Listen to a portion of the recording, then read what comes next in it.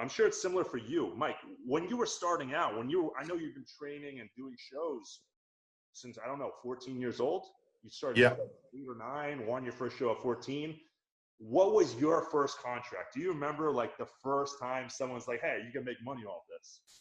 Dude, I got probably one of the greatest stories I was walking through, I was competing. I was doing teenage nationals, and I was a monster of a child. By 15, I was 272 pounds. So 14, I walked on stage after training for 5 years, and I walked on stage at 176 pounds at 14, and I beat all these 20-year-olds. So I started getting some notoriety and stuff in newspapers. By 17, my dad had me stop competing against the teenagers, and he says, you're only competing against the men from here on. So I started I was powerlifting at the time as well. And I was doing martial arts and I was bodybuilding, and I would only compete against the men. His point was, I've already beat the kids. I'm going to have to go against the men sooner or later. And if this is something I seriously want to do, step it up, start going against the men. And then I started winning men's shows as the same day I would actually compete in the teenager again, and I'd win both. So I was competing against the men in powerlifting as well. And then I started to get somewhat of a name, and then the magazines started putting me in the magazines. In 1987, I was in Ironman, was the first time.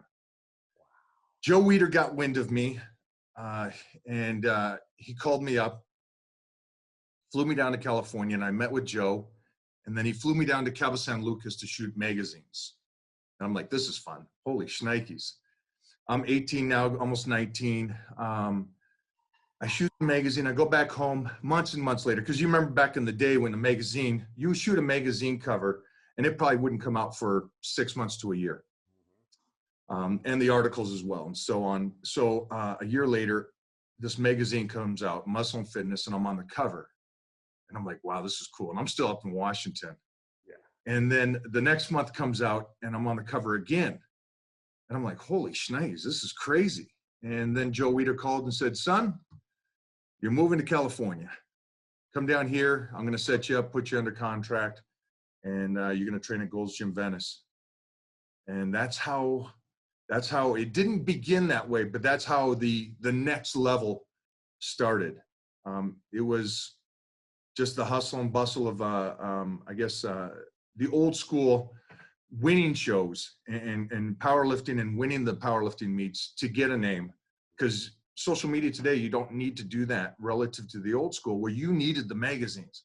I had to get the magazines. I had to get the TV shows to make a name for myself. And so that's how it started. Joe Weider launched my career, flew me down. I felt honored because he flew somebody else over here back in the day.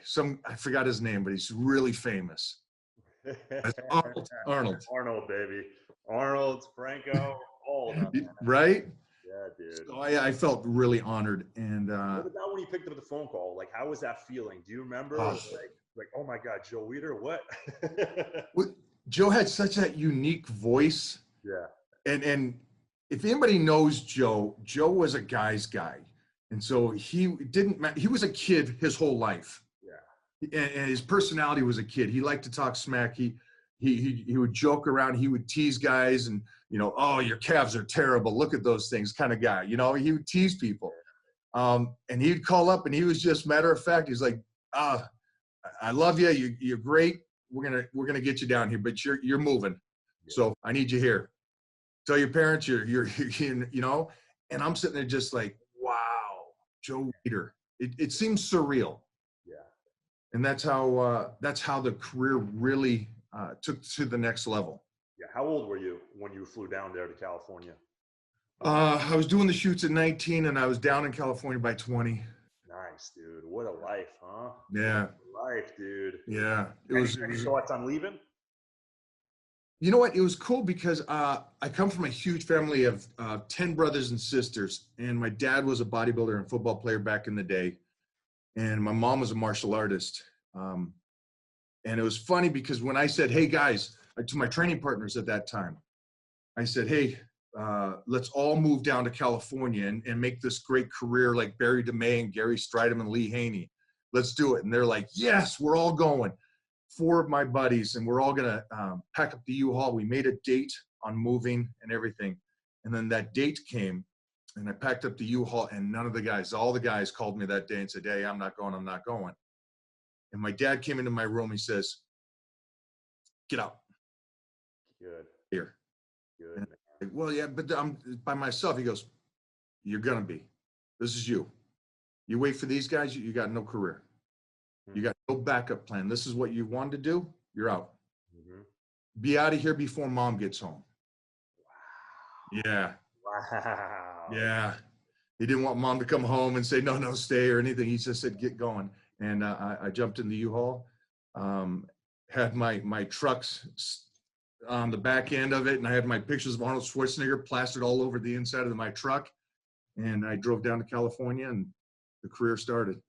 Dude, that's awesome, man. So you've probably seen Arnold hundreds and hundreds of times, and some of these other legends, Flex Wheeler probably all the time, you know, all these guys, Kevin LeBron in their heyday and stuff, man. Who was, when you were watching these guys train, who was the one guy that stood out the most just in terms of workout intensity or, you know, just the way they looked? Can you name a couple of guys? And well, I was coming from a powerlifting gym because I had taken second in nationals in powerlifting. So my strength was ridiculous at that age. I couldn't beat a guy named Bull Stewart. For any powerlifter fans out there, Bull Stewart, I could not beat. Who's a savage of a lifter. So when I came from that gym to Golds Gym, on the one aspect, I loved that everybody trained heavy. But their heavy was different than my heavy.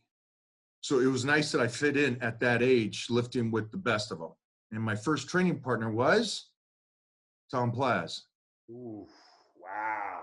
Damn, you know. Dude, that's crazy. you know, that's jumping off into the deep end. Oh, that's crazy, dude. How did that happen? How'd you get linked up with him? Well, when you go into Gold's Gym and you start squatting 20 reps with 500, at that age, Tom's like looking over going, all right, let's see what else you got. And that's how it started, man. It was just, I talked about it earlier about the battle. So many of the old school guys did it for the battle and the friendship and what the battle does for you. It's a crazy thing when martial artists will understand this and stuff, but when you spar with a guy and you go to battle with him, on whatever aspect it is, there's a bond, a different kind of bond. It's a cool thing. Yeah. It's a cool thing. I don't know if I'm just a born gladiator and I love that, or I'm just around psychos. But we trained together, and those leg workouts were 3 hours long. There was no counting sets. There was no counting reps. It was more of whatever you get, I'm going to beat you. You know, you're training with, first of all, you're training with Tom Plaz. So you're training with a legend, a real legend. Not, you know what I mean? You know, somebody that's done everything. And so you're just trying to be at your very, very best on every single workout. You know, you're a 20-year-old kid, you're showing up early, you're leaving late, you know? And I came in with the utmost respect for all these guys because they gave me something to believe in. So he was like my first training partner. And then I trained with everybody from Dorian Yates back then, Lee Haney, Flex, Chris, so many guys, Paul Dillette, Kevin, who's one of the greatest guys. Hung out with Flex a lot, Chris a lot. Got my ass kicked by Chris Cormier on PlayStation and Xbox way too many times. Damn, dude. So it was just that old school mentality. Francis Benefato, Rich Gaspari. I mean, training video of you, old school training video. You guys training back together. Oh man, dude, how much workouts back then, dude? Or these guys, everyone was training for 2 or 3 hours.